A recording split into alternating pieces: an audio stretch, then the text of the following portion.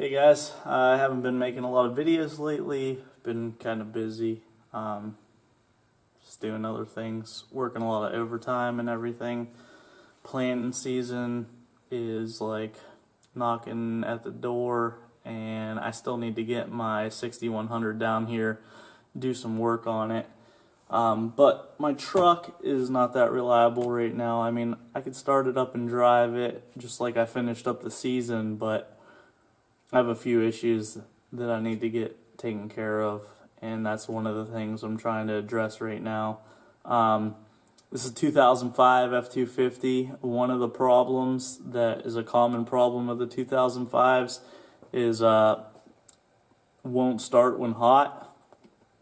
So this truck will start when it's cold, and it won't start when it's hot, and that's because of the dummy standpipes and under the valve covers. They have O-rings on them, and the O-rings deteriorate, and when they deteriorate, oil bypasses, and it uses high pressure oil, 500 psi, to operate the fuel injectors, the plungers, to let fuel go into the engine.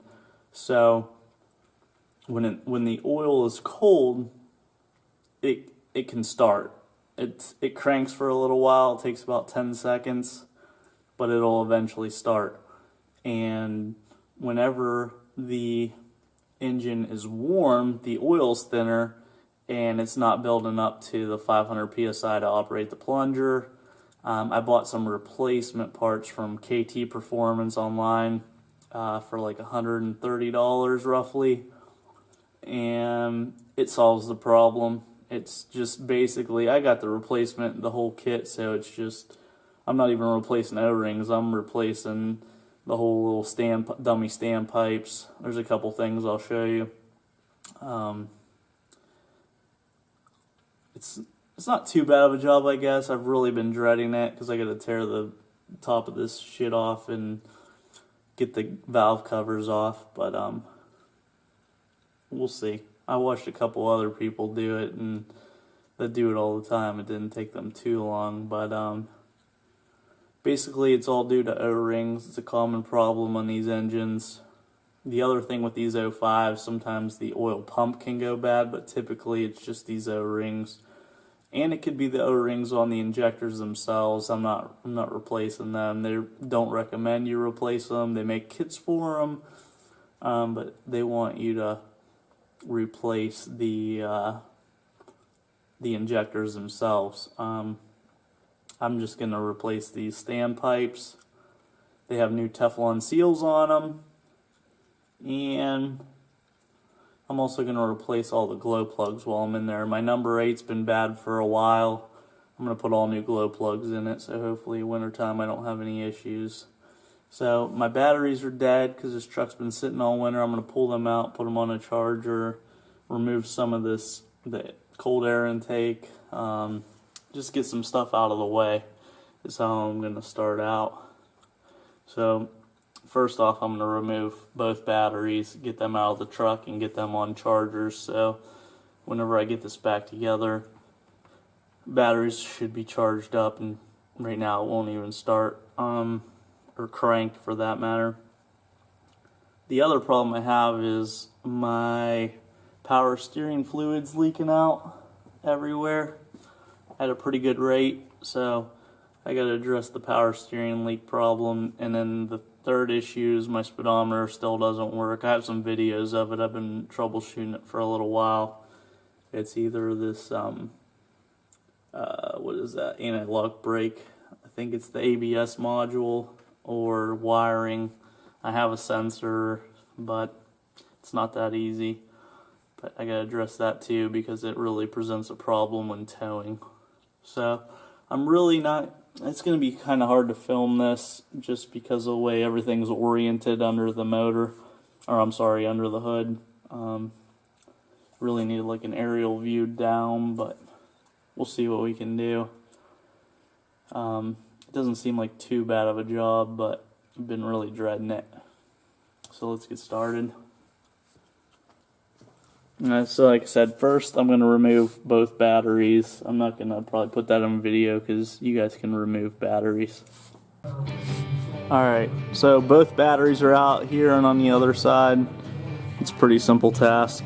Now I have 2 band clamps there. I have a sensor here and a band clamp up on top here. I'm going to remove, and this isn't installed right. Typically this goes on this. Typically this cold air intake goes on this stud and a nut on the back side. It's really dirty, needs clean. It's K&N aftermarket, but that's how it's mounted right now. So I'm going to remove these band clamps and get this cold air intake out of the way. Alright, so I got the filter out of the way, and now I'm going to remove a nut right there and a nut right there. I got that band clamp loosened up there, so the filter came off. I got that the band clamp up there. So once I get these 2 nuts loosened up, this housing, like an air dam for the filter, will pull off, and then I'm just gonna remove that pipe out of it. I gotta make room to get those valve covers off. Alright, so next you'll have a connector right here, and you'll have a connector right here that you need to remove for your cold air intake. This pipe should pull out because I loosened that band clamp up there. Cold air intake pipe. Okay, this clamp down here is actually on this little mounting bracket, so I'm going to loosen that clamp up and take that pipe off out of the way. Alright, so now I'm removing this overflow reservoir for the coolant. Just gaining access to the top of the motor. You have an 8mm screw that I took out right here and an 8mm right here on the other side. You remove those 2 8mm and it has a clip on this bracket, so I can lift this up and slide it out. What I'm going to do now is remove this hose clamp right here and this hose clamp right down here that I'm pointing to on the larger hose. So remove those 2 hose clamps off of your reservoir. I'm going to remove this top one first because when you remove that bottom one, everything that's in it's going to drain out.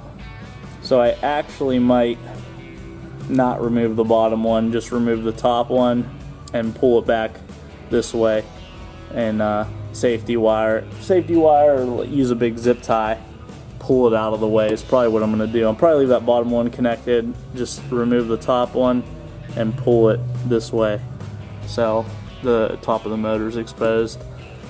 I'm going to remove that too. It's got a nut right there and one down below, an elbow. Pull it out, just expose as much as I can. So this is ready to come off. I just want to remove this hose clamp real quick. Alright, so there's another hose here off this side. I got to remove that clamp.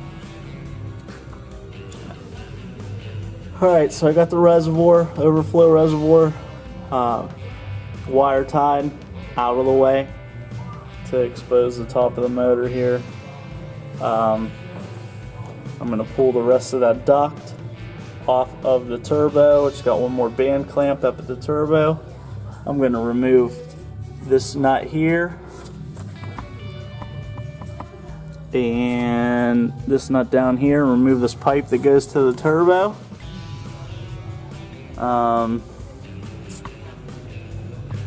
And then I'm going to remove this pipe here with a nut here and a nut down there, and this pipe will come out of the way just to make some more room. Get the top of this motor exposed.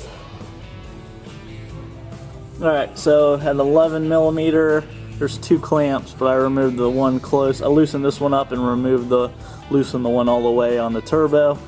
And down here I loosened the first one, 11mm nut. And we're going to go ahead and remove this pipe here. Pretty simple. It's dirty. I got oil all over it. I'm going to have to clean it up. And this right here is where the module is for your glow plugs.